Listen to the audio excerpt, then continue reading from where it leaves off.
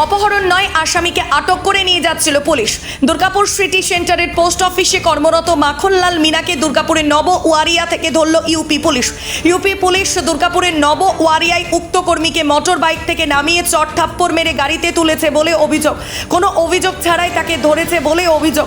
এরপর সোজা বাংলা পেরিয়ে ঝাড়খণ্ড ঢোকার সময় বাংলার পুলিশের কন্যাপুর ফাঁড়ির নাকা চেকিংয়ে আটকায় উক্ত গাড়িটিকে। ইউপি পুলিশ ও ওই ব্যক্তিকে আটক করে আসানসোলের কন্যাপুর ফাঁড়ির পুলিশ।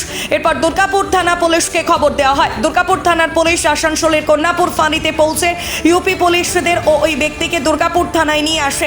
দুর্গাপুর থানার পুলিশ ইউপি পুলিশ ও মাখনলাল মিনাকে জিজ্ঞাসাবাদ শুরু করেছে। পুলিশ খতিয়ে দেখছে মাখনলাল মিনার বিরুদ্ধে কোনো অভিযোগ আছে কিনা। প্রসঙ্গ, সকালবেলায় প্রত্যেক দিনের মতো বাড়ি থেকে বাইকে করে ধর্মস্থলের দিকে যাচ্ছিলেন মাখনলাল। সেই সময় একটি চারচাকা গাড়ি তাকে এসে ধাক্কা মারে। তিনি পড়ে যেতে তাকে চ্যাংদোলা করে ওই গাড়িটিতে নিয়ে চম্পট দেয় ইউপি পুলিশ।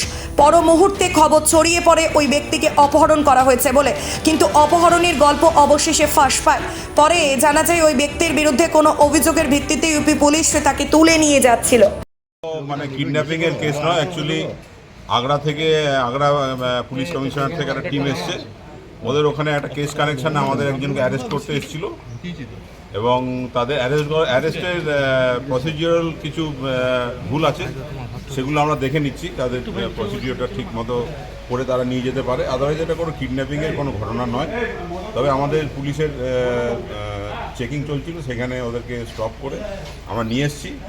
বাকি আমরা যে প্রসিডিউর আছে সেই প্রসিডিউর করে ওরা যদি নিয়ে যেতে চাই আমরা দেখে